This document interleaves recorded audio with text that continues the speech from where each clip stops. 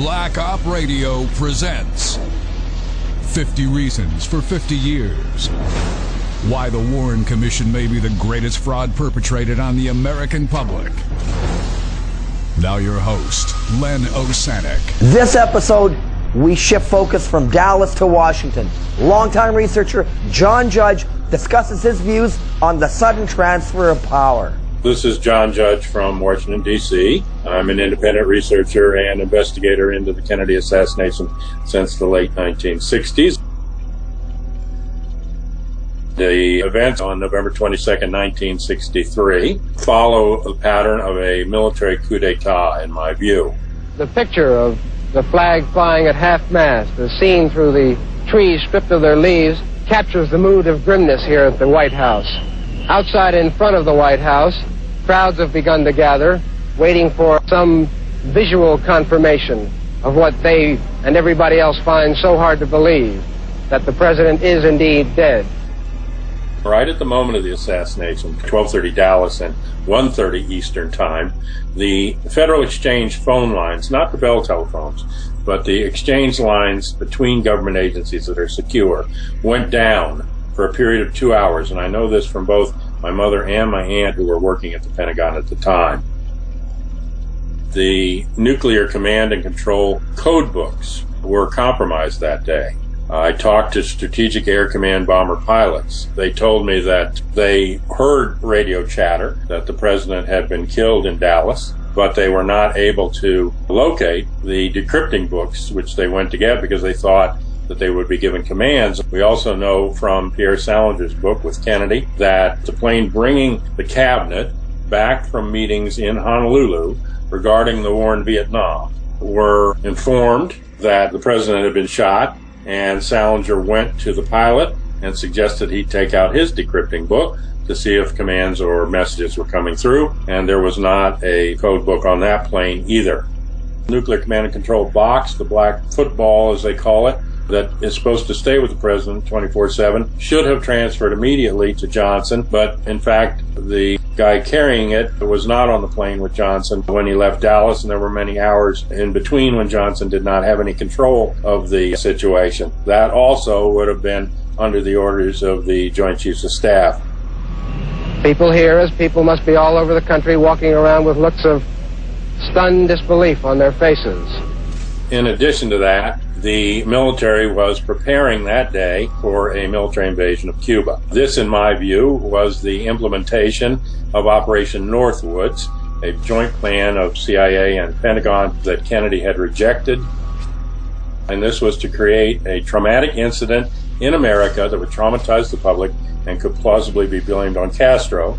I believe that they made the assassination into Operation Northwoods traumatic incident and were ready to invade Cuba that day on the basis of it. Had they been able to kill or silence Oswald at the theater, had he died, the links to Fidel Castro made by a false Oswald several weeks earlier in Mexico City would have come to light and immediately been used as an excuse to say that Castro had assassinated the president. And even Castro himself, in a statement 3 days later, raised his suspicions that this was created in a way to set him up.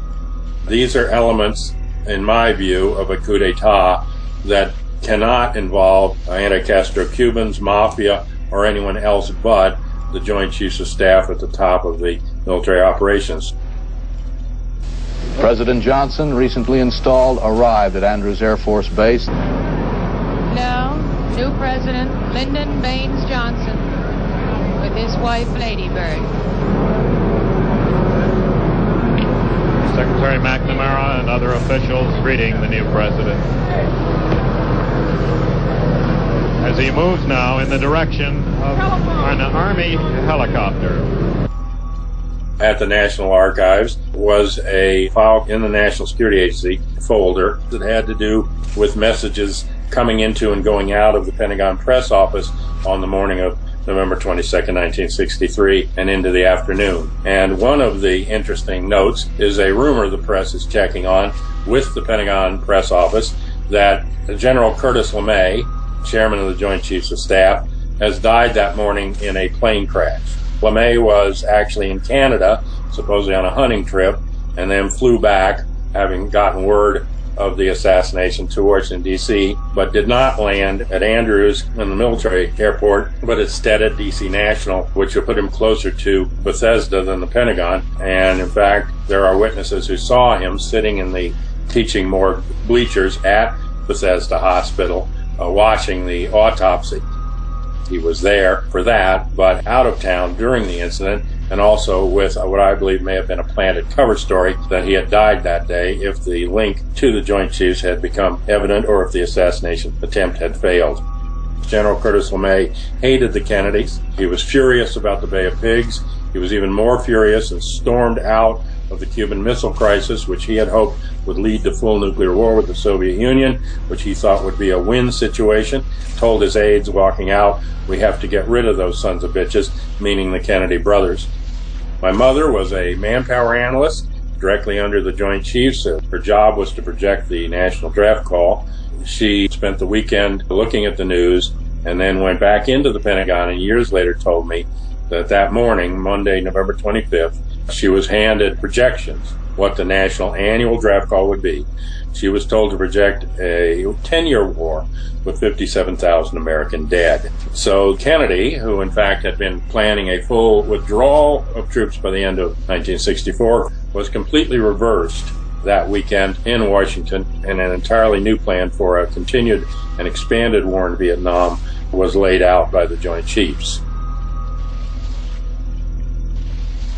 Stay tuned for the next installment as we expose week after week 50 lies the Warren Commission would like you to believe.